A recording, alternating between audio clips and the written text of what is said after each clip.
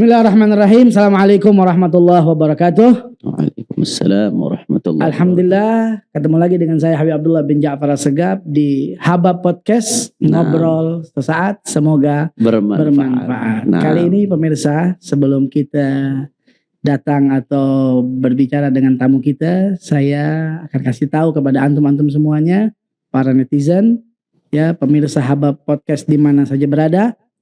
Sebagaimana antum meminta kepada Al-Fagir dan banyak sekali permintaan yang luar biasa ini, Bib Podcast bersama Al-Habib Hanif bin Abdurrahman Al-Attas. Yang alhamdulillah kali ini walaupun beliau sibuk luar biasa, tapi alhamdulillah saya dapat kabar gembira. Kemarin malam kalau nggak salah beliau WhatsApp saya, alhamdulillah bisa menyempatkan di hari Sabtu hadir ke tempat ini. Alhamdulillah. Alhamdulillah. Kaif halak Bib? Bekhair. Alhamdulillah bekhair, sehat walafiat. Jazakallah khair. Amin, amin. Ya Allah, ini hati gede. Gunung gede, hati lebih gede ini. Allahu Akbar. Anda lebih farhan lagi bisa sampai ke tempat antum, Bib. Lebih senang. Apalagi di sini kan udah dihadiri guru ana Habib Segaf, Insyaallah. Baharun dan ulama-ulama ngambil keberkahannya. Ya enggak, kita ana yang lagi ngambil keberkahan nih. Semuanya pemirsa nih lagi nungguin antum untuk berbicara kita ini. Kita ngobrol nyantai aja, Beb. Nyantai. Enggak terlalu formal di sini. Nah. Jadi ajib aja. Kalau kemarin ana Ustaz Segaf ana enggak bisa rahat-rahat, maksudnya bener-bener ilmu gitu. Sama guru. Gitu. Biasa kita podcast itu ajib gitu kan, maksudnya lepas gitu. Kemarin udah kita bacain pertanyaan-pertanyaan aja dah. Satu pertanyaan memang ilimnya Ustaz Segaf ya. Satu pertanyaan dijawab berapa luar biasa. Insyaallah ntar jam 4 tayang di YouTube. Insyaallah. Alhamdulillah. Terima kasih banyak ya Habib Hanif. Sama-sama. La syukur ala wajib. Tapi gimana keadaan sehat? Alhamdulillah sehat walafiat. Yang pasti banyak pertanyaan dari umat, gimana imam besar kita? Sehat walafiat. Beliau sehat walafiat. Alhamdulillah. Mudah-mudahan dijaga terus oleh Allah. Zahiran wa batinan. Amin amin ya rabbal alamin. Nih pemirsa, saya lagi bersama Habib Hanif. Kita akan tanya-tanya dulu. Beliau ini dulu lahir di mana nih? Orang mana sih aslinya? Ana Jakarta asli, Beb. Jakarta.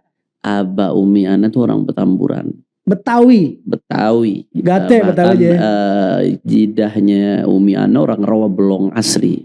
Jidah Umi. Iya, jidah dari Umi ana itu Bu Salame, orang Rawabelong asli, nikah sama Jiddi Salim, dapat anak namanya Nur Hadza Jiddati. Uminya Umi ana. Jadi walaupun ana dari Al-Attas, Aba Al-Attas, Umi Al-Attas, jidah dua-duanya Al-Attas, Beb. Al-Attas Tulen, Gate. Oh. Nah, tapi semuanya Jakarta. Semuanya Jakarta. Nah, ana sendiri lahir di Harapan Kita. Di Harapan Kita. Rumah sakit Harapan Kita. Berarti Harapan Kita itu di Jakarta? Di Selipi. Di Selipi ya? Di Selipi ya. Oh, Harapan Kita yang Selipi. Nah, itu berarti tahun berapa tuh, Beb, lahir? ana masih muda, Beb. Enggak apa-apa. Kira-kira berapa kira-kira? Kira-kira umur? Iya. Ada Fok Talatin. 30 umurannya, Beb. Pas Talatin. 30. Masya Allah. Luar biasa. Tapi lagi jiwa mudanya luar biasa. Alhamdulillah. Awal pertama kali taklim di mana, Beb? Langsung dalwa apa gimana? Enggak, sebelum di dalwa, ya ana pertama belajar Iqra sama Umi ana. Iqra sama Umi ana langsung belajar Iqra sampai selesai. Kemudian jadi guru pertama ana ya Umi ana. Umi ana. Rata-rata itu Syarifah, Habaib. Rata-rata seperti itu. Umi yang ngajarin. Sama pertama kali. Ana juga begitu. Naam, Habib. Terus? Kemudian ana belajar Ibtidaiyah sama Tsanawiyah di Al-Falah. Al-Falah ini di daerah Kampung Baru, Kebayoran Lama, itu memang banyak nyetak asatid kiai-kiai di sana. Dia ibtida, sanawi, tapi pelajaran agamanya cukup kuat. Kitab kuning yang dia pelajarin. Oh gitu. Jadi kita ketemu Arba'in Nawawi itu dari masih di ibtida. Amthilah Tasrifiyah, Jurumiyah, walaupun belum terlalu paham saat itu ya. Tapi sudah diajarkan.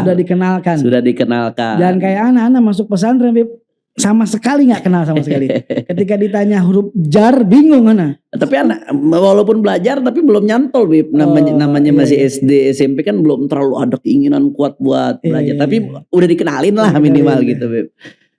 Sanawiyah juga di Al-Falah. Baru abis itu masuk ke Dalwa. Oh, selesai Sanawiyah dulu. Iya, baru selesai Sanawiyah baru ke Dalwa. Nah, Bib. Jadi agamanya itu dari sanawiyah itu. Dari ibtida, sanawi, tapi betul-betul belajar serius itu ya di Dalwa. Belajar serius betul-betul totalitas belajar ketika di Dalwa. Tahun berapa Beb Dalwa masuk? 2016 kalau nggak salah Beb. 2006. 2006 itu Yayasan Nurul Mustafa baru mulai itu. Baru mulai yayasan ya. Nurul Mustafa yayasannya Ana pimpin itu dari 2006. Sebelumnya majelis saja. Sebelumnya majelis. Yayasan itu berdiri 2006. Tapi kalau majelisnya berdiri tahun 1996. Beb. Haji. Akhi itu dari 1990 sebelum banyak yang datang dari Hadramut ke sini. Yeah. Itu Akhi sudah muter-muter di masjid-masjid. Dari awal itu hampir beriringan dengan FPI itu hampir beriringan tuh. Itu sama FPI beriringan. Karena setiap anak ada dakwah pasti ada FPI-nya, ada ininya, itu luar biasa.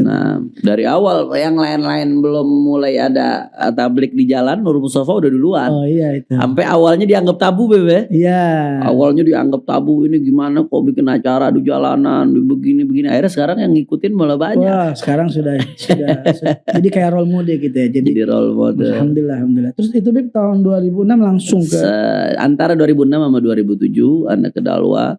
Kemudian sampai 2012. 6 tahun nonton sampai aliyah.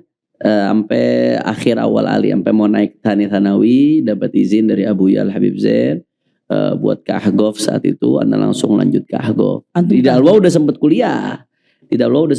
Udah dapat 4 semester, tapi karena waktu itu Stai Dalwa masih Stai. Sekarang kan udah institut. Dulu masih Stai. Nah, akhirnya dapat izin oleh Abu Ya untuk berangkat. Anda berangkat ke Ahgof. Jadi kuliah yang di Dalwa ditinggal, diulang lagi di Ahgof. Di Ahgof. Ahgof yang di mana? Ahgof itu selalu Habib tahun pertama di Mukalla. Di Mukalla ya? Tahun pertama. Kalau yang tahun pertamanya pakai kelas bahasa di Mukalla 2 tahun berarti. Oh gitu. Tapi kalau yang langsung kuliah di Mukalla setahun, sisanya 4 tahun di Tarim. Di Tarim 4 tahun. Oh ya. Gitu. Jadi antum di Ahgof itu sampai habis? Sampai tuntas. Cuman pas lulus sudah ada anak.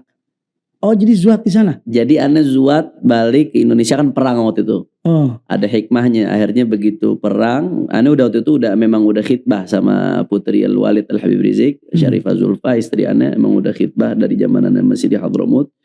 Balik perang sampai anak kuliah waktu itu lanjut sempat Ahgof dipindah ke Gresik untuk anak Indonesia yang dievakuasi perang. Baik. Nah di akhir anak tahun keempat, karena kita ini fakultas syariah beda fakultas yang lain 5 tahun. Biasanya kan kuliah umumnya 4 tahun. 4 tahun ya. Normal. Kalau kita paling cepat 5 tahun. Oh. Agak panjang kuliah di Ahgof nih, pelajarannya banyak. Nah, jadi akhir tahun keempat anu zuat di Jakarta. Oh, gitu. Habis zuat ternyata diwajibin balik. Oh setelah zuat balik ke Tarim. Tahun terakhir, tahun kelima istri Anda udah hamil tuh keadaannya tuh. Oh jadi waladukum jadi kelahiran Hadramut ya? Nah, lahir di Hadramut? Lahir di Tarim anak pertama Anda. Oh sempat viral tuh fotonya itu ketika Walid datang. Nah itu anak-anak baru lahir tuh akikah yang ada Sayyidil Habib Umar, Walid Sayyidil Walid Habib Rizik tuh lagi Habib Umar megang anak-anak tuh. Itu akikah. Dan subhanallah ada bisyarah itu Bib dari Habib Abdullah bin Syihab. Oh bisyarah apa tuh? Jadi waktu Anda tahun kedua di Ahgof, Anda datang ke Habib Abdullah bin Syihab ketika Anda ada keinginan untuk khitbah, untuk minta istri Anda nih 3 tahun sebelum Anda nikah. Ini pertanyaannya ketemu di mana Mas? Anda kan masih kerabat Bib. Oh masih kerabat. Iya. Jadi sama-sama orang Petamburan. Oh iya. Abahnya juga termasuk kalau kata Walid Habib Rizik termasuk generasi awal FPI, generasi pendiri FPI abahnya. Gitu. Dan Umi Ana sama Umi Fadlun, Umi mertua, Mindon jatuhnya. Sama uminya Habib Rizik, Umi Ana Mindon juga. Jadi masih emang udah kenal dari kecil. Oh iya. Tahu dari kecil. Ana sama istri Ana tahu dari kecil. Bukan dijodohin juga, minta. Ana minta. Jadi pas Ana ada niatan mau minta, Ana datang ke Habib Abdullah bin Syihab. Waktu itu masih seger tuh Habib Abdullah. Kata Habib Abdullah bin Syihab, ya Habib, astashirukum Habib, ana sa'akhtub ibnatakum min al bin Syihab, Zulfa binti al Habib Muhammad Rizik Syihab. Habib Abdullah bin Syihab diam. Kata Habib Abdullah bin Syihab, taib kata dia, insyaallah ente bakal zuat. Dan yang aneh itu gak masuk pikiran aneh tuh. Karena kita kan gak kepikiran bakal perang, bakal apa ya. Iya. Bakal balik. Nanti ente bakal zuat, kata Yudham, ente bakal balik ke Tarim, ente bakal punya anak di Tarim. Sudah dikasyaf Bib berarti? Iya, 3 tahun sebelum mana nikah Bib. Masya Allah. Jadi 4 tahun sebelum anak lahir. Akhirnya udah, anak gak kebayang ternyata terjadi perang, anak pulang, nikah. Anak gak pernah kebayang nikah sebelum kuliah selesai. Ajib. Akhirnya anak nikah, gak taunya wajib balik ke Tarim. Dan anak-anak lahir di Tarim. Anak ingat, ya Allah. Omongan Habib. Ini Habibullah bin Syah 4 tahun lalu, pas anak lahir 4 tahun lalu udah. Emang aulia Allah kadang pandangannya jauh. Ya Habib. Jadi ngelihat muka doang nih udah tahu. Udah tahu. Subhanallah, subhanallah. Persis yang beliau omongin terjadi. Alhamdulillah. Jadi 6 tahun di sana, di mana? Kalau netepnya di Ahqafnya 5 tahun, Beb. Tapi netep di Hadramutnya 4 tahun karena setahunnya evakuasi waktu itu. Iya. Harusnya 5 tahun. Cuman karena dievakuasi setahun, jadi setahunnya kita ngabisin di Indonesia kuliah saat itu. Setelah balik lagi ke Hadramut itu lama enggak? Setahun. Setahun. Udah tahun terakhir tuh, udah mau wisuda. Udah mau wisuda, dapat gelar LC berarti ya. Iya. Baru balik ke Indonesia. Nah, baru di situ mulai dakwah ke FPI apa sebelumnya sudah di FPI? Ana sebelum nikah sudah jadi wakil ketua umum Front Mahasiswa Islam. Saat itu anak sayap juangnya FPI. Oh, sayap juang FPI. Dan abahnya memang dari awal sudah di FPI. Dan anak dari kecil udah terbiasa ngaji di Petamburan, baik di Darul Mustafa tempat Khali Habib Muhammad Aceh. Iya. Itu Khali. Oh, Khali antum. Jadi Zod Khalati. Oh, Masya Allah. Beliau juga jasanya luar biasa besar. Kemudian ngaji di Al Islah sama imam besar Habib Rizik waktu itu. Jadi udah lingkungan FPI dari anak masih kecil memang lingkungan. Jadi dari sayap juang dulu pertamanya dakwahnya. Terus setelah itu datang ke Indonesia baru mulai ada balik di situ. Akhirnya itu FPI mendirikan Front Santri Indonesia. Ya, yang anak tahu itu. Anak disuruh, anak jadi deklaratornya saat itu dan jadi ketua pertamanya saat itu. Ketua pertama. Sekarang siapa? Sekarang masih peralihan karena anak baru dipindahin ke Sekretaris Majelis Syuro Front Persaudaraan Islam. Jadi lagi peralihan nih, lagi penggodokan kepengurusan Forum Santri Indonesia, insyaallah. Ajib. Bib, anak kembali lagi ke Dalwa ya. Nah, antum di Dalwa itu berapa tahun tadi?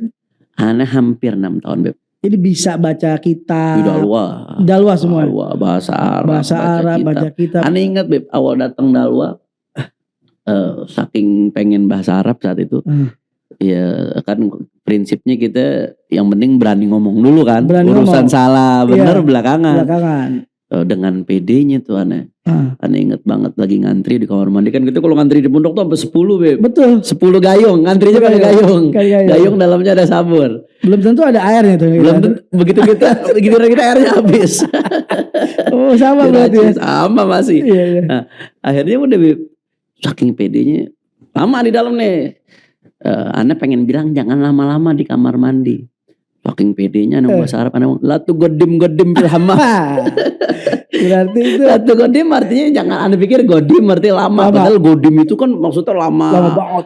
Lama apa ya, tidak ada awal. Allah sifatnya qadim. Kalau jangan lama-lama kan latubti.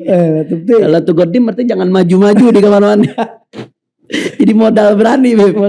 Modal berani. Ya, CS. Ya, jadi awal aneh inget juga waktu itu saking semangatnya baru mondok. Ya semangat nih kita disuruh ajarin supaya istiqomah sholat sunnah qobliyah ba'diyah kan, Beb, mondok begitu kan. Saking semangatnya nih, Beb, habis sholat asar selesai wirid nih, Beb, orang anak ba'diyah, Beb. Ba'diyah asar, Beb, itu semasjid ngeliatin dong. Anak-anak baru masih belum amat nih. Waktu haram. Padahal haram. Akhirnya pertengahan sholat ada kakak kelas ada negor. Iya, kata iya, Beb, di pondok ya. Iya. Nggak boleh ya, nggak ada ba'diyah asar. Oh iya. Ya syukron lah. Artinya masuk ke Dalwa itu walaupun sebelumnya sudah di madrasah, tapi masih banyak banget hal yang kita nggak tahu saat itu. Jadi penguatan dasar bahasa Arab, baca kitab, fikih segala macam ya di Dalwa luar biasa. Masya sama Allah. Anak pernah punya pengalaman juga, tapi bukan di pesantren. Waktu anak kan sebelum berangkat pesantren tuh, anak suka jadi sering datang ke masjid Habib Abdullah bin Muhsin di situ sering. Terus satu waktu pas subuh kita belum maksudnya belajar ya udah sama walidi sama nggak ada habaib. Kita disuruh maju jadi imam. Wallah enggak, wah udah ini. Pas kunut kan kita belum paham nih, Allah mahdina apa Allah mahdini, anak sekencang-kencangnya tau gak. Allahumma hdini fi man hadait wa afini fi man afait. Begitu. Amin. Habis selesai udah yakin kan, wah pede kan. Selesai beres itu bahanan, ada satu bahanan Ali bahanan kan tahu. Nah, mau negor nggak enak, Habib begini.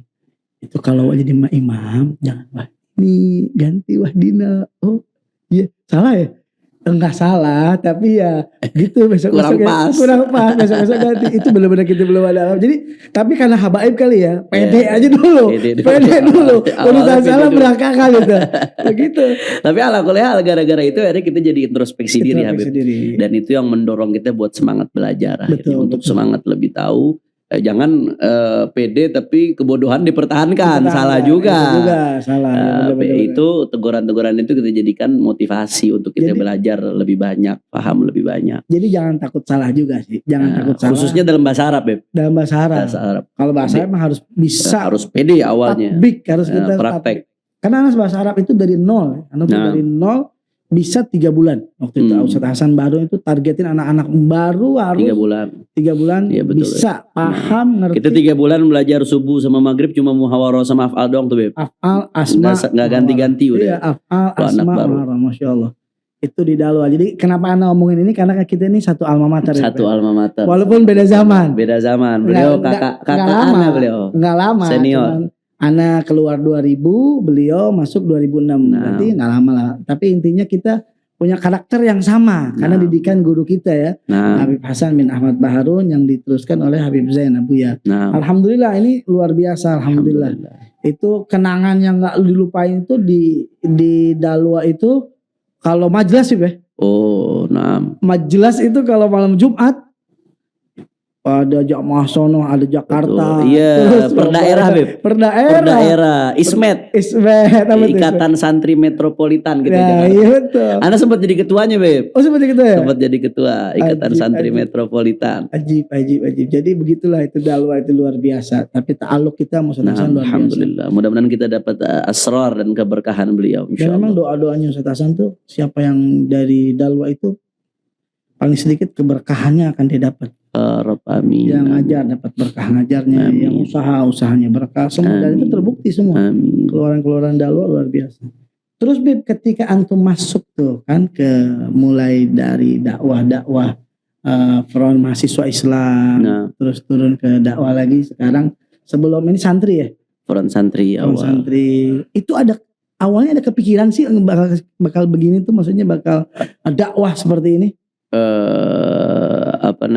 Kalau akan masuk ke lingkaran FPI, baik dari Front Pembela Islam sampai Front Persaudaraan Islam, kepikiran karena memang lingkungan Anda kan dari kecil sudah lingkungan itu. Berarti antum sudah siapkan? Sudah siapkan, memang abahana kan pengurus, bahkan kalau kata Walid Habib Rizik termasuk ke generasi pendiri abahana. Walaupun abahana bukan ulama, tapi abahana dulu komandan laskar, Beb. Komandan laskar rahimahullah rahmatal abrar. Tapi untuk dakwah bisa saat ini keliling Indonesia dengan kesibukan dakwah seperti ini, alhamdulillah nggak lain dan nggak bukan berkat orang tua, berkat Walid Habib Rizik, berkat guru-guru kita juga yang nggak lepas dari keberkahan mereka, berkahnya Buya Habib Zain, berkah Sayyidil Habib Abdullah Baharun dan guru-guru kita yang lain. Alhamdulillah. Ya Habib, FPI dengan majelis ta'lim habaib itu nggak beda sebenarnya kan? Sama, Beb. Dan ini Beb, sebenarnya gini, kalau kita lihat dari ADART-nya itu kan secara akidahnya Asy'ari. Kita sama Asy'ari, sifat 20, kemudian nggak mengkafir-kafirkan sesama muslim, kemudian kita semuanya ahli maulid, ahli tawassul, ahli istighatsah, ahli tabarruk dan lain sebagainya. Asy'ari kita, cinta sahabat, cinta ahlul bait, sama dari segi itunya.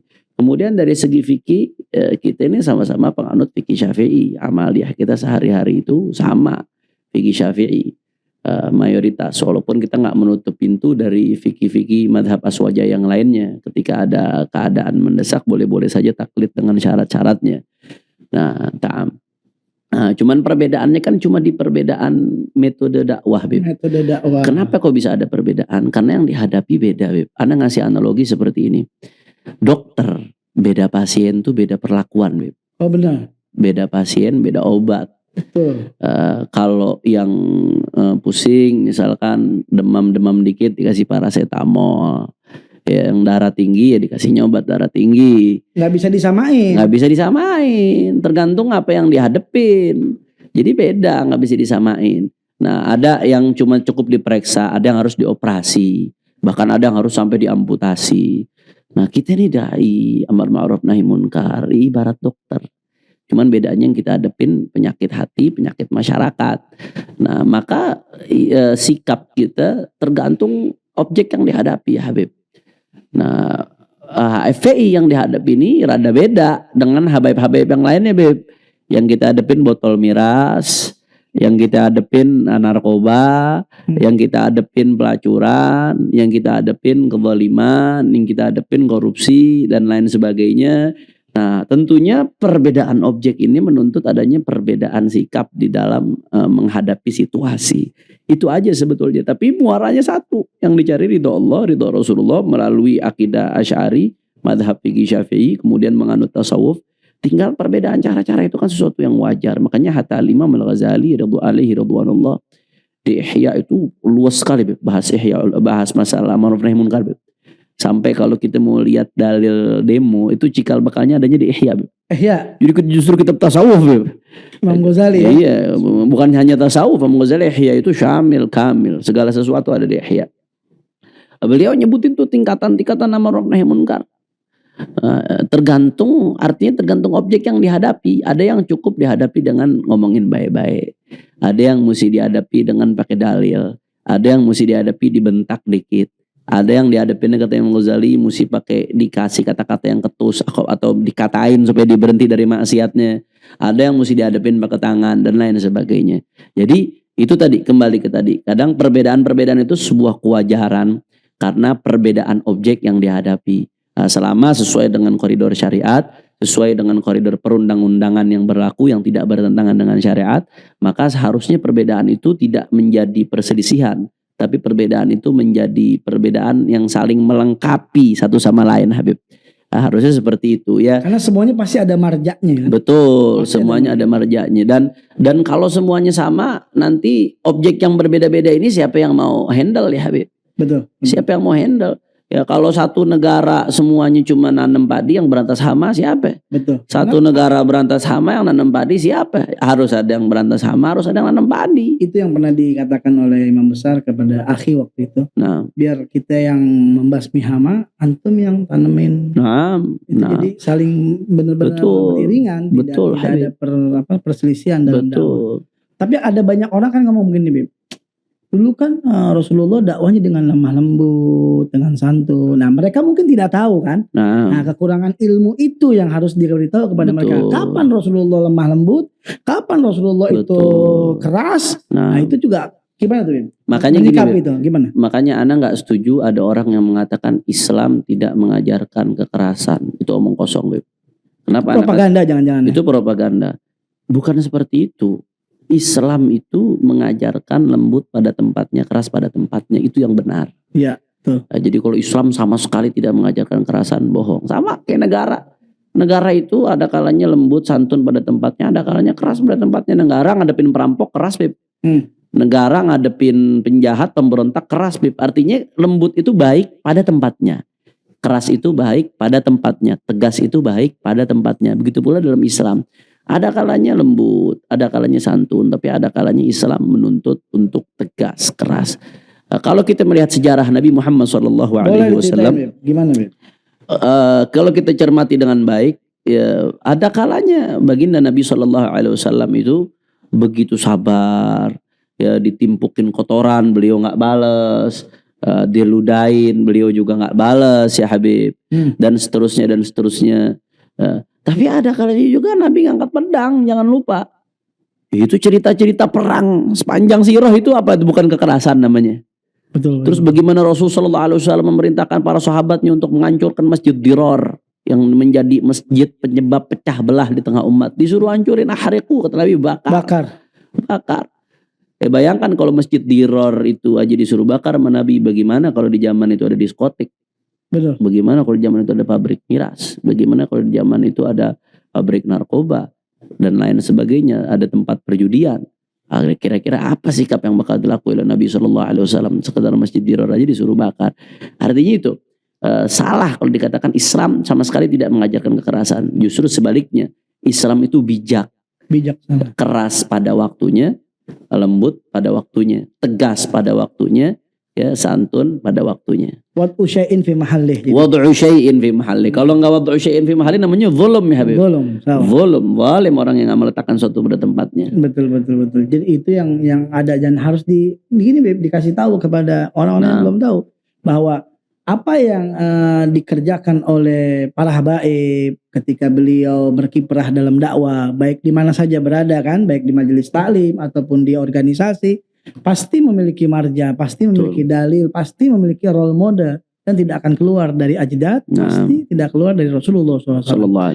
Tinggal itu tadi ala gadri ogulihim juga, metode cara dakwahnya dan lain sebagainya. Sesuai tergantung objeknya. Objeknya juga. Jazakallah. Ini kita akan masuk ke pertanyaan-pertanyaan. Cuman di tempat Ana ini pertanyaannya agak kurang nih. Ada di komunitas, coba tolong komunitas di YouTube boleh?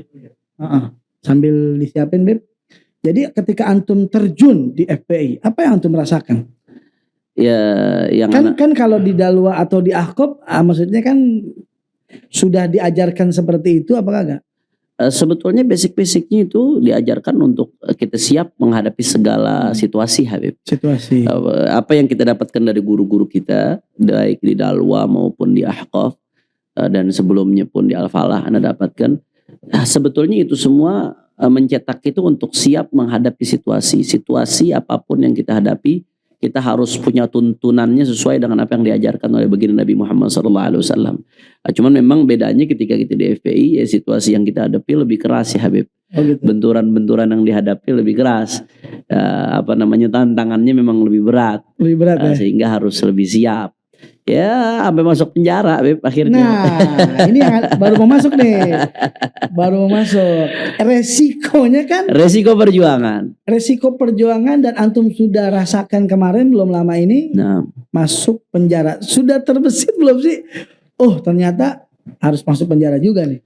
Dari awal Ana menginjakkan kaki berjuang bersama Sayyidil Walid Al-Habib Rizik Syihab, resiko itu sudah kami perhitungkan.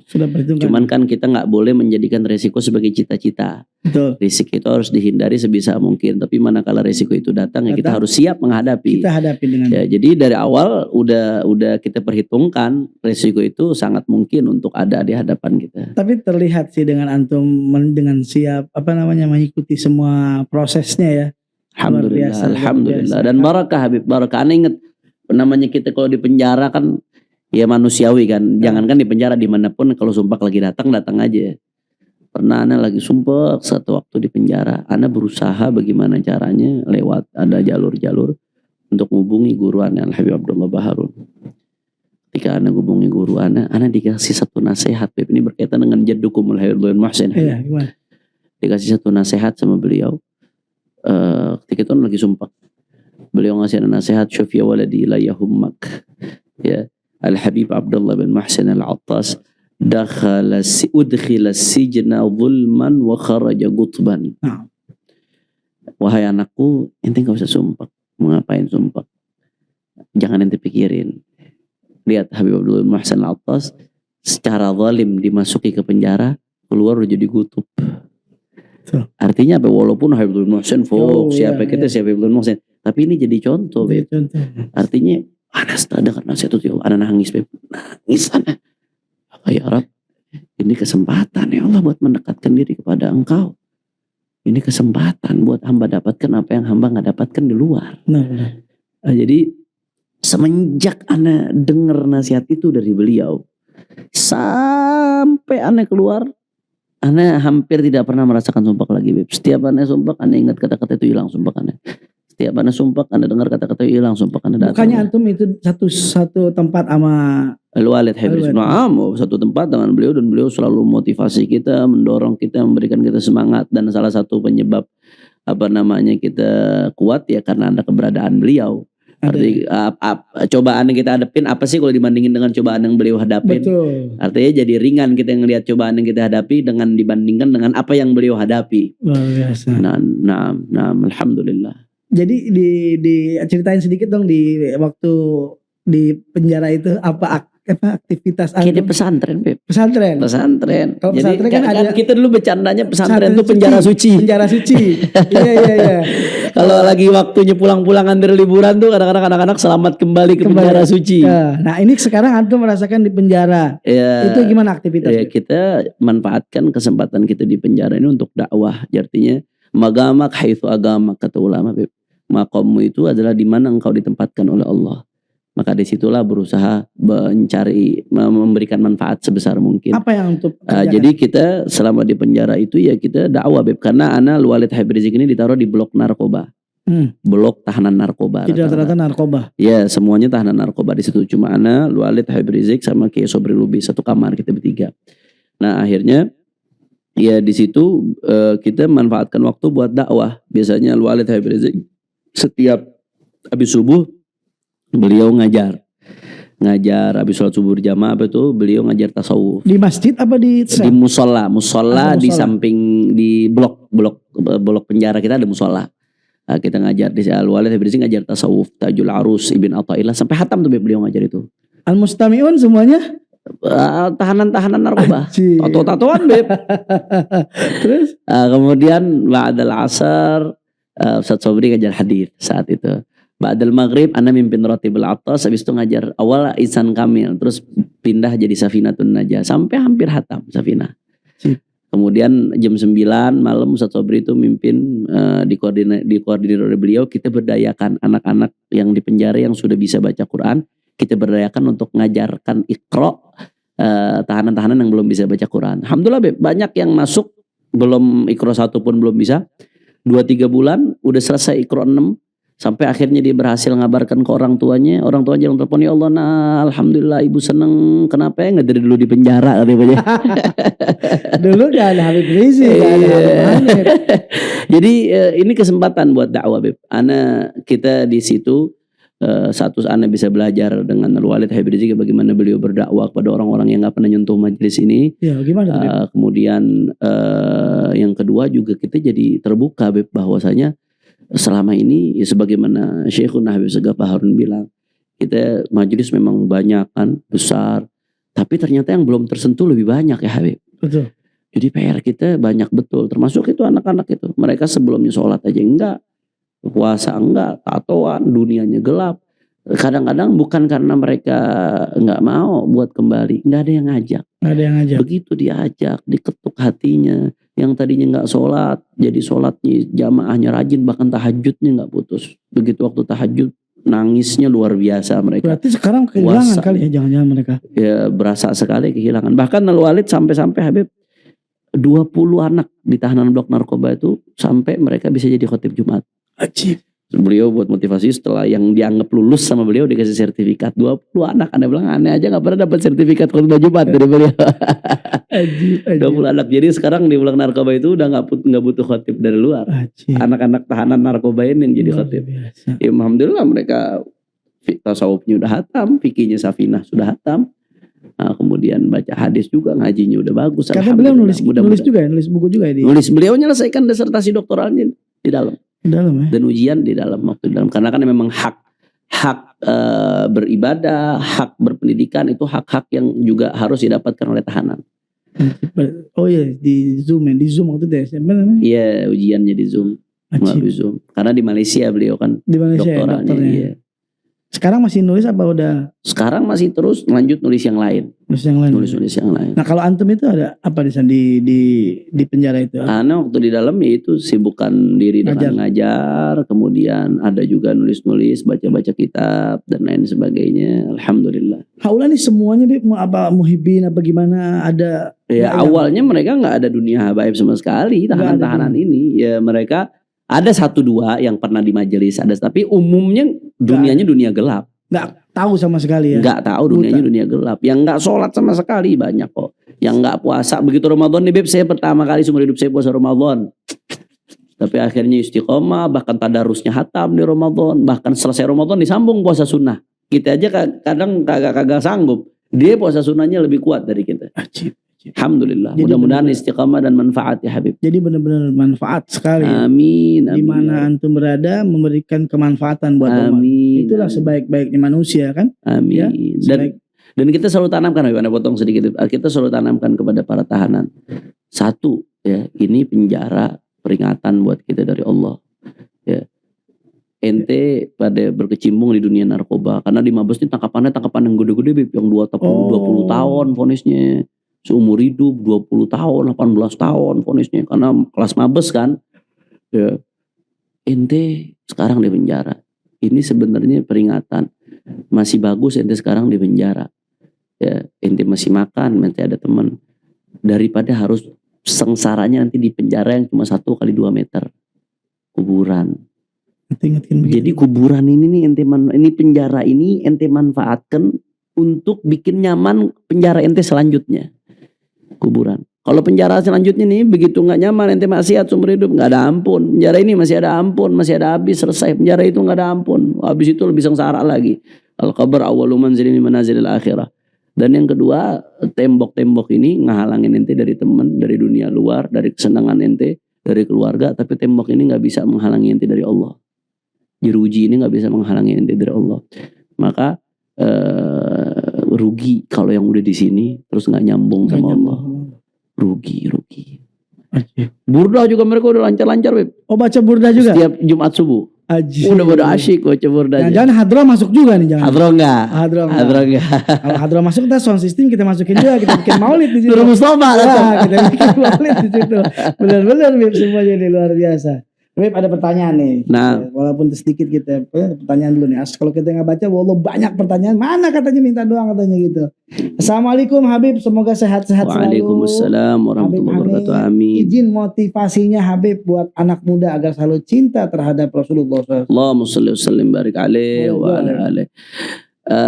Sayyidina Imam Ali bin Abi Thalib karramallahu wajhah, beliau mengatakan hayatul fata wallahi bil ilmi wat tuqa idza lam yakuna la i'tibara li dzatihi. Ya, anak muda itu bisa dianggap hidup kalau ada 2 hal dalam hidupnya. Yang pertama ilmu, yang kedua tuqa, ketakwaan. Kalau nggak ada 2 ini, anak muda nggak ada mengaji, anak muda nggak punya ketakwaan kepada Allah, maka keberadaannya dia seperti tiada, ada seperti tiada, nggak ada gunanya. Sholatin aja itu mayat. Nah, diantara bentuk ketakwaan tertinggi adalah rasa cinta kepada baginda Nabi Muhammad SAW. Maka anak muda yang betul-betul anak muda adalah yang menjadikan baginda Nabi Muhammad SAW sebagai idolanya. Apapun profesinya, dimanapun dia, siapapun dia, apapun sukunya, apapun warna kulitnya, apapun bahasanya, maka idolanya Sayyidina Muhammad SAW. Itu baru namanya anak muda. Karena cinta kepada Rasulullah ini pintu kebaikan, Beb. Makanya tadi Anda waktu baru masuk penjara tuh, Anda mulai ngaji insan kamil dulu, Beb. Insan kamil. Karena kalau langsung ngaji fikih pada kabur nanti. Kenalin dulu ke Rasulullah. Begitu kenal Rasulullah, cinta nanti pengen pelajarin. Apresi ajaran Rasulullah.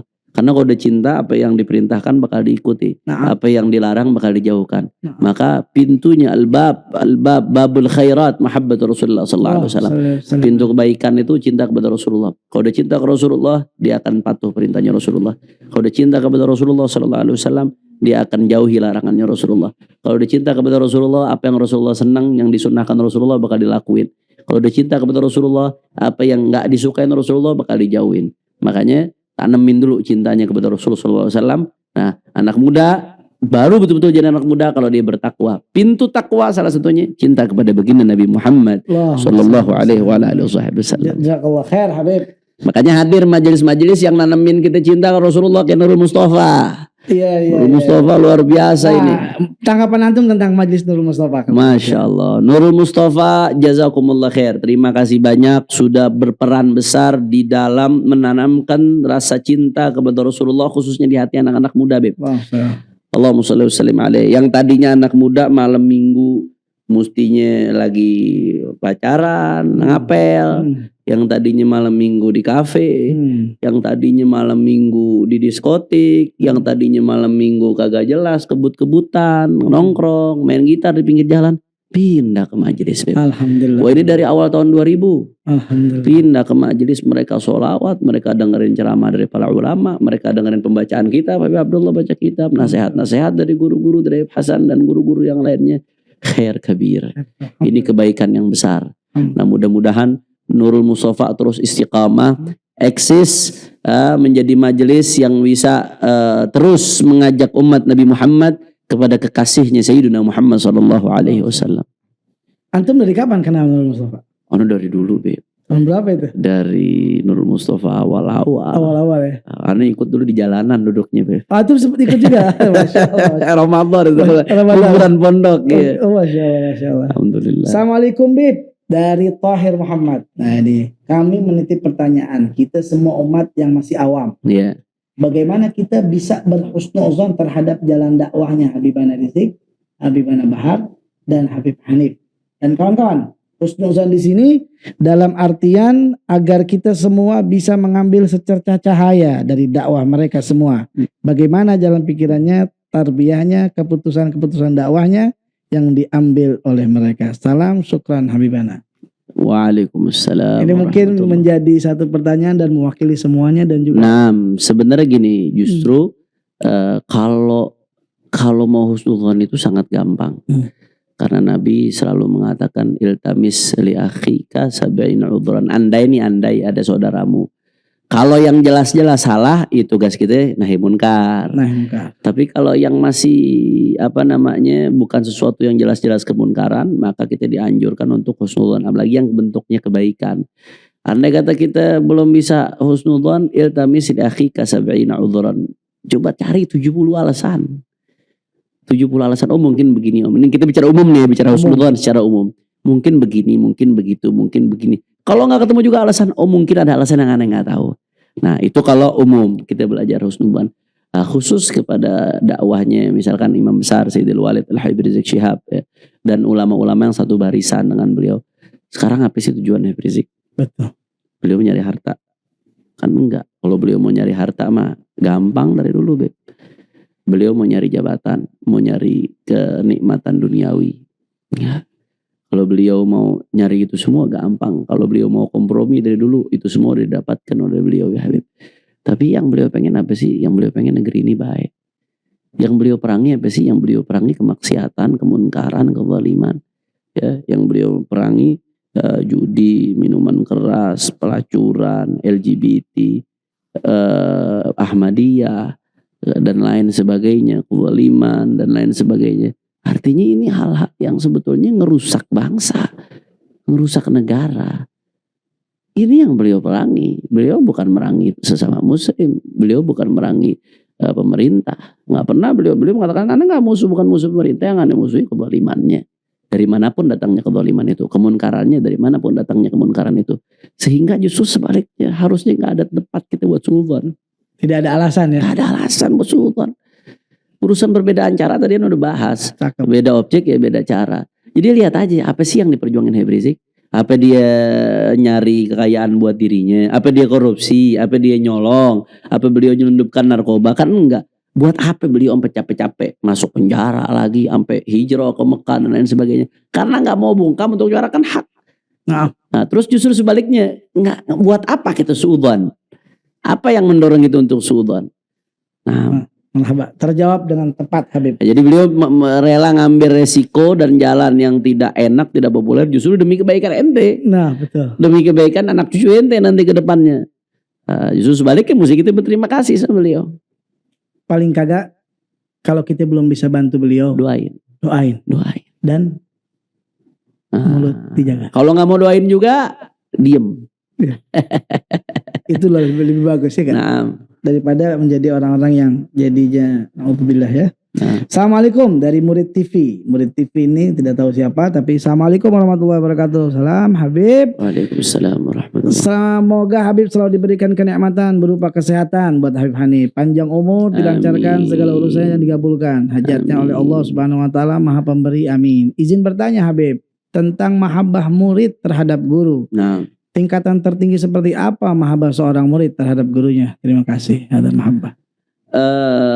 mahabbah murid kepada guru ya mahabbah murid kepada guru. Ana dulu ingat pernah Buya Al Habib Zain. Sebenarnya banyak cara di dalam mengungkapkan mahabbah murid kepada guru.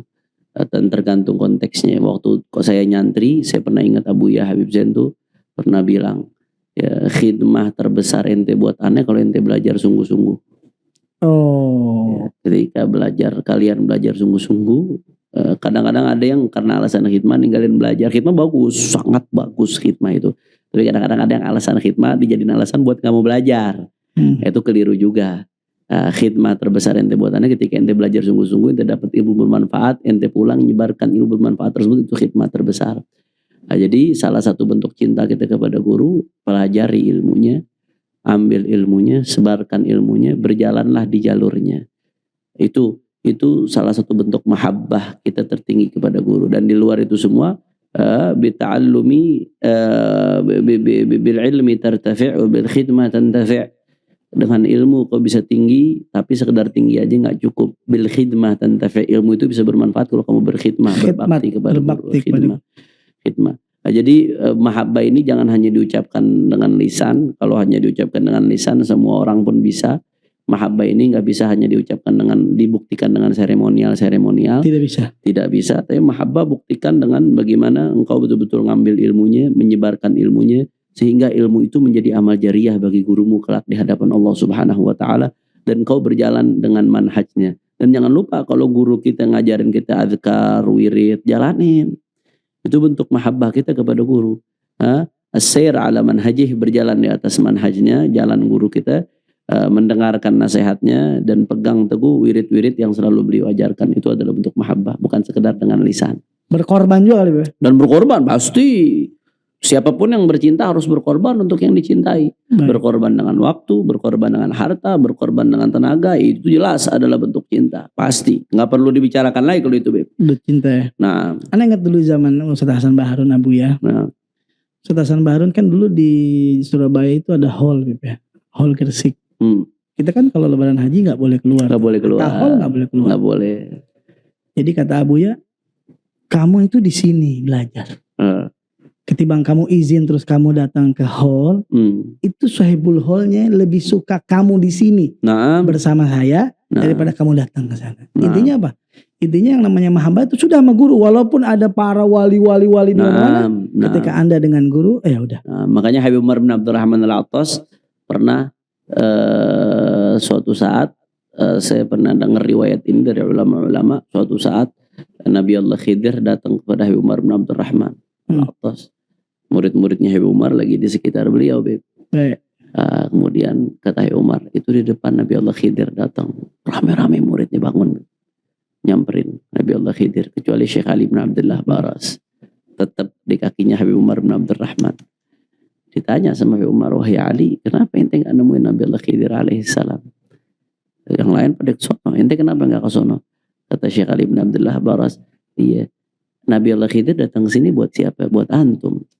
Lah mau ngapain ana ninggalin orang yang Nabi Allah Khidir datang buat dia? Luar biasa. Buat apa? Mendingan ana duduk di sini, Nabi Allah Khidir datang ke sini buat antum. Ya, ana tetap depan antum. Berarti yang rugi yang ninggalin gurunya. Iya. Al-wafa juga dalilul mahabbah. Kesetiaan itu salah satu. Kesetiaan. Al-wafa dalilul mahabbah. Salah satu bukti cinta mahabbah. Luar biasa nih. Assalamualaikum, Beb. Afwan sedikit. Semoga Habib dan para Habib lainnya dilindungi Allah Subhanahu wa taala. Amin. Beb, ada pertanyaan mengenai sedekah. Kan yang paling utama sedekah kepada keluarga terdekat dulu ya, Beb. Gimana kalau keluarga dan kerabat kita jauh, Beb, sedangkan orang lain di sekitar kita banyak yang butuh bantuan. Menurut Habib yang mana? Nah, kerabat terdekat yang kita sedekahkan tentunya yang tidak mampu, yang membutuhkan. Kalau kerabatnya jauh dan apalagi kerabat yang membutuhkan, tentu ya kita sedekah kepada orang di sekitar kita. Oh gitu. Nah, kepada orang di sekitar kita yang membutuhkan. Jangan sampai kita kenyang, tetangga kita lapar. Pertanyaan ini lebih ke sini, Beb. Kerabat kita yang membutuhkan itu jauh. Jauh, tapi ada yang dekat sama kita itu lebih butuh. Tapi bukan kerabat. Yeah. Mana yang kita dahulukan? Yang di sedepan kita, apakah yang saudara kita yang jauh sana? Begini Habib, sebetulnya kerabat yang membutuhkan itu harus didahulukan. Kerabat yang membutuhkan harus didahulukan. Tapi kan itu sifatnya prioritas saja. Bukan berarti larangan kita untuk bersedekah ke orang di sekitar kita. Jadi kalau bisa ya diatur bagaimana caranya. Oke. Ini pertanyaan begitu Bib, banyak sekali nih Bib. Ada juga yang nanya tentang ini Bib, tentang KM50. Nah, gimana kelanjutannya? Begitu tanyanya bagaimana? Insya Allah pasti Allah akan buka. Ya Allah, di dunia wal akhirah Allah akan buka, nggak perlu khawatir. Kita nggak ada kekhawatiran sedikit pun. Kita benar, makanya keluarga syuhada itu nggak takut untuk ngajak mubahalah, karena mubahalah ini sialnya dunia akhirat Beb, kalau bohong Beb. Ya. Tapi justru pihak sana yang nggak berani untuk menjawab mubahalah tersebut. Jadi karena sama sekali nggak ada kekhawatiran sedikit pun, cepat atau lambat ini akan terbuka. Dan Allah nggak tidur, Allah maha melihat, Allah maha mengetahui. Insya Allah kebenaran akan diungkap oleh Allah Subhanahu Wa Taala. Anda pernah dengar juga ceramah antum apa di podcast apa? Antum pernah bilang begini, ada dikit lagi kita sudah dapat bisyarah. Nah, bisyarah dari mana nih? Kabar gembira masalah apa nih Beb? Enggak tahu, antum begitu ceramah waktu itu masih bahas masalah baru-baru pulang apa kalau nggak salah. Sebenarnya ini Beb, sebetulnya kemenangan besar kita. Insya Allah sebetulnya gini Beb, waktu Al-Walid Habib Rizik itu kan waktu di Mekah banyak yang minta beliau pulang kan. Dulu Syekhna Sultanul Ilm Al-Habib Salim Al-Syatiri itu pernah pesan ke beliau, karena beliau muridnya Habib Salim, beliau dekat sekali hubungan batinnya dengan Habib Salim. Pesan ke beliau yang dengar langsung Habib Muhammad Fada'ak itu. Habib Muhammad ada di pertemuan tersebut. Artinya beliau jangan pulang kecuali dengan bisyarah atau isyarah, jangan pulang ke Indonesia.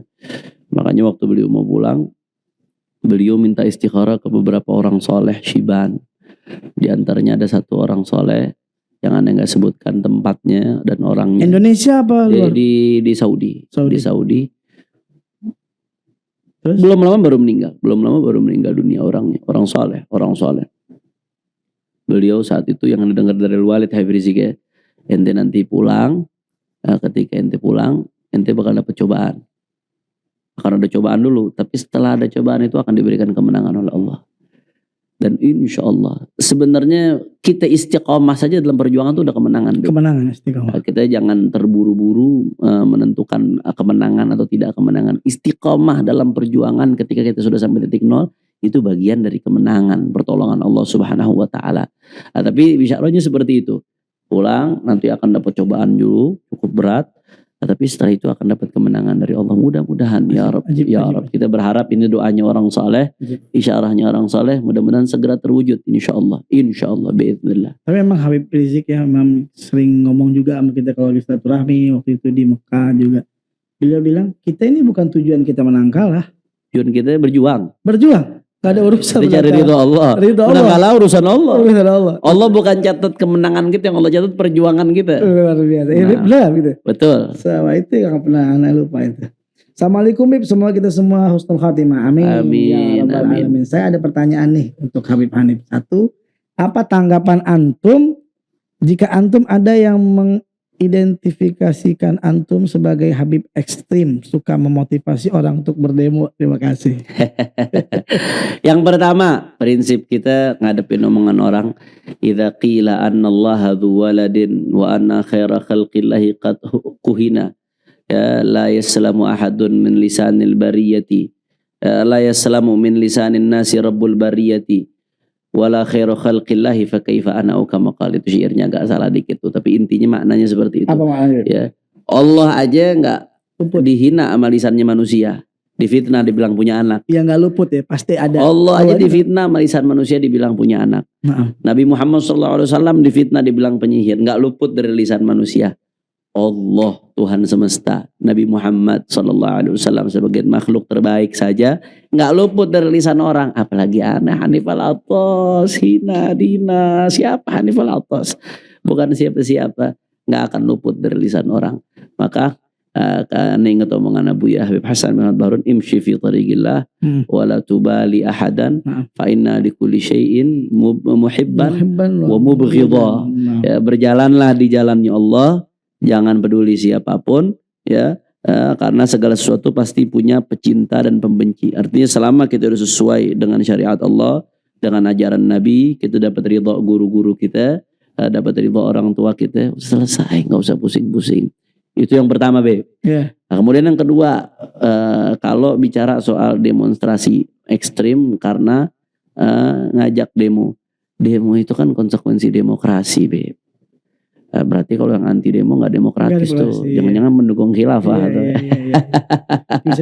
Katanya kita umat Islam dituding-tuding mendukung khilafah apa segala macam, walaupun ada yang salah paham juga mengartikan khilafah. Tapi yang katanya ngaku demokrasi malah anti demonstrasi. Demonstrasi kan cuma cara menyampaikan pendapat. Mungkin kalau udah yang dijamin oleh undang-undang. Nah, kita dalam perspektif Islam kita menjadikan itu sebagai wasilah amar ma'ruf nahi munkar. Karena wasilah ini diperbolehkan menurut undang-undang. Ya, tentunya agama menganggap itu sebagai wasilah untuk menyampaikan kebenaran, dan itu terbukti, teruji banyak berhasil. Nah, karena kalau kita diem, Beb, wah bahaya, Beb. Ulama sama umat ini harus jadi social control terhadap kebijakan negara, Beb. Kalau enggak nanti bikin undang-undang seenaknya, bikin kebijakan seenaknya yang dirugikan rakyat. Dosa kita kalau diem. Kalau kita nggak ma'ruf nahi munkar, dosa kita. Maka ya jangan menyalahartikan demo. Demo kalau yang diperjuangkan baik dengan cara yang baik, maka itu wasilah untuk menjadi yang baik. Malaitimul wajib illa bihi fahuwa wajib al-wasail fi hukmil maqasid. Wasilah itu tergantung perantara, tergantung tujuan. Tujuannya baik, maka wasilah itu jadi baik. Tapi kalau demonya dipakai buat dukung LGBT ya haram, Beb. Demo dipakai buat dukung pelegalan minuman keras ya haram.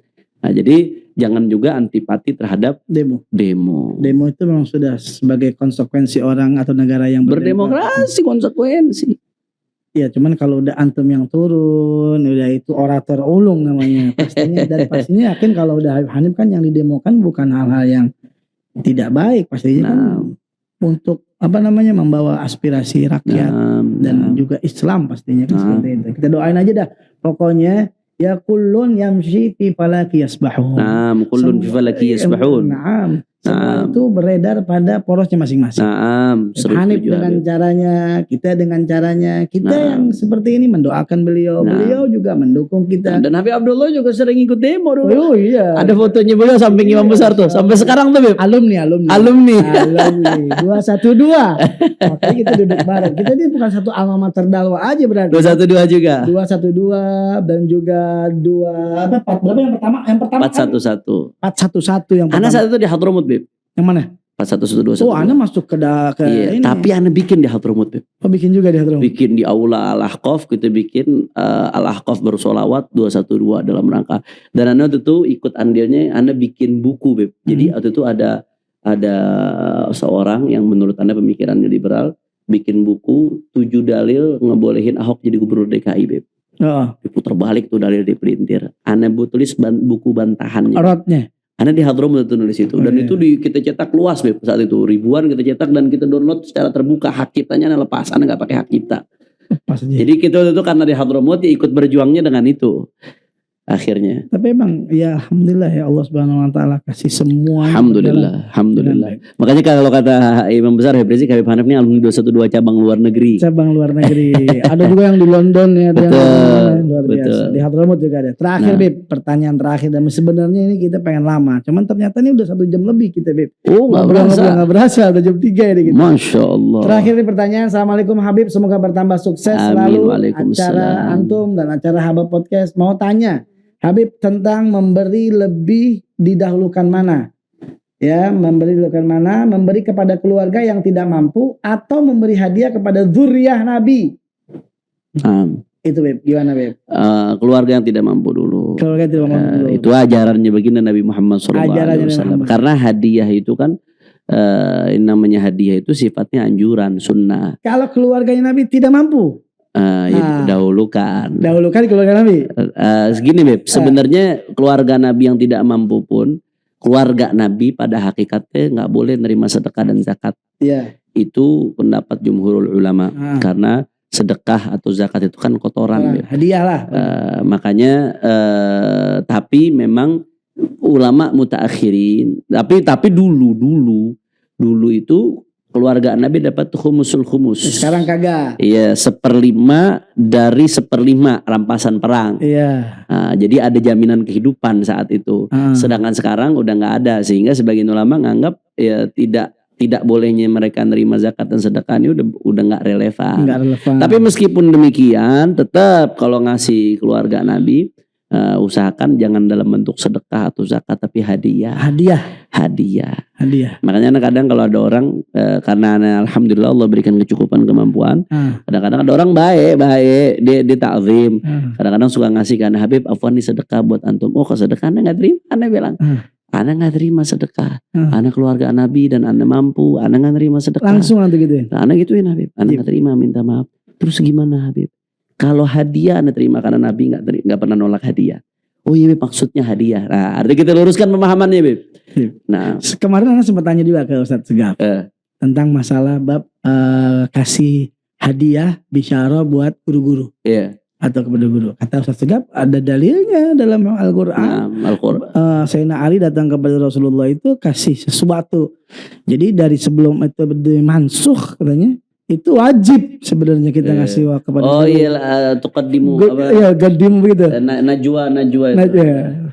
Itu tadi di podcast ada itu. Tapi luar biasa itu juga. Dan salah satu yang paling halal. Nah, betul. Hifzan bin Smith, kata Hifzan bin Smith. Iya. Halal itu adalah itu. Yang penting jangan narib. Yang penting jangan narib, jangan dijadikan itu tujuan oleh ustadz-ustadz. Tapi yang harus tahu sebenarnya nggak ada harganya, Beb.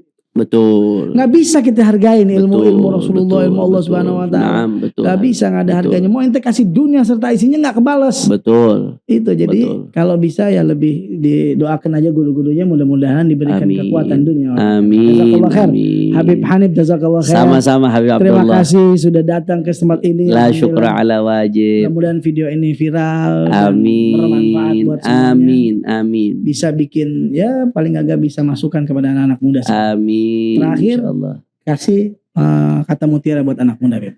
Kata mutiara buat anak muda. Yang pertama buat Habab Podcast dulu. Ya, boleh. Ya, mudah-mudahan Habab Podcast dan channel Beb? Habib Abdullah bin Ja'far Segaf, mudah-mudahan subscribernya makin banyak sehingga syiarnya makin luas.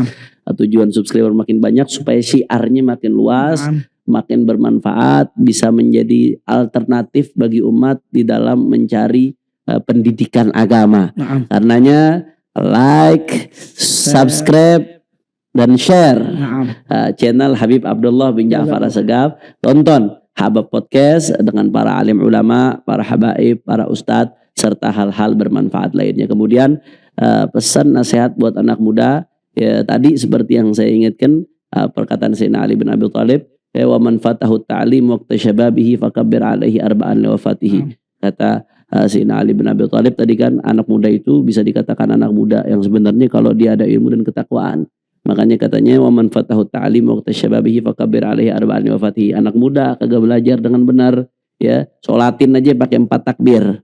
Artinya udah jadi jenazah tuh, mayat. Wujuduhu ka'adamihi. Anak-anak muda jangan lepas ngaji. Belajar dari guru-guru kita, dari para habaib-habaib, dari para ulama-ulama yang keilmuannya bersambung kepada baginda Nabi Muhammad SAW, yang mengajarkan kita untuk bertakwa kepada Allah, cinta kepada Rasulullah. Jangan dilepas, terus istiqamah hadir. Apapun yang terjadi, bagaimanapun keadaannya, jangan lepas dari majelis-majelis baik, jangan jauh dari orang-orang yang baik, orang-orang yang mendekatkan kita kepada Allah Subhanahu Wa Taala. Karena itu yang paling berpengaruh. Yang dekat dengan tukang minyak wangi akan wangi. Yang dekat ya dengan hal-hal yang bau, maka dia akan bau juga ya Habib. Nah, jazakallah khair. Pastinya kalau kita jauh juga bisa nonton punya YouTube. Nah, apa YouTube-nya antum? Markas Syariah TV. Markas Syariah TV dan IBTV. Antum ngajar di situ? Di Markas Syariah TV ada rutin. Setiap kemudian apa, Beb? Orang tahu juga. Markas Syariah TV banyak Beb, karena dia Islamic Education Channel, fokus di kajian-kajian. Setiap Jumat ada live madros Markas Syariah, kemudian kajian-kajian lainnya, kajian aneh berbagai titik juga ditayangkan di Markas Syariah TV. Kemudian di IBTV kajian kitab Habib. Kajian kitab madros itu beberapa kitab, Al-Faqir Manhajus Sawi, Habib Muhammad bin Husain, Syarah Burda, kemudian Habib Hamid Al-Hamid ponakan Habib Rizik, ngajar di situ masa Syama'il Rasul. Kemudian Habib Kamil Al-Hamid ponakan Habib Rizik juga, beliau ngajar Al-Adhkar An-Nawawiyah. Ada Ustadz Asep Agus Sufyan ada ngajar talk show juga, ada talk show belum, Bib? Insyaallah segera. Ada podcast juga berarti. Insyaallah segera. Ajib. Barangnya udah disiapin, cuman belum sempat mau launching, Bib. Segera insyaallah. Cakep. Jazakumullah khair. Terima kasih banyak. Insyaallah mudah-mudahan gak lama lagi Anda punya channel sendiri juga insyaallah. Boleh dong. Insyaallah. Pengen. Kalau di YouTube insyaallah antum aman. Aman. Kalau Instagram sama Facebook agak sensitif sama Anda. Enggak tahu Anda salah apa Instagram tapi Facebook. Tapi pinter Beb. Alhamdulillah kemarin Anda naikin dengan cara-cara itu. Jangan dibocorin caranya ke Oh gitu ya. Kita ketahuan ya. Iya kan. Jazakallah khair. Terima kasih banyak. Terima kasih banyak. Mudah-mudahan semua diberkahi oleh Allah Subhanahu wa taala. Amin. Tutup dengan doa Habib. Antum. Rabbana taqabbal du'a taqabbal niat innaka antas samiul alim wa tub alaina innaka antat tawwabur rahim. Amin. Subhanakallahumma tahiyatun fi salam. Wa akhiru da'wana alhamdulillahi rabbil alamin. Subhana rabbika bil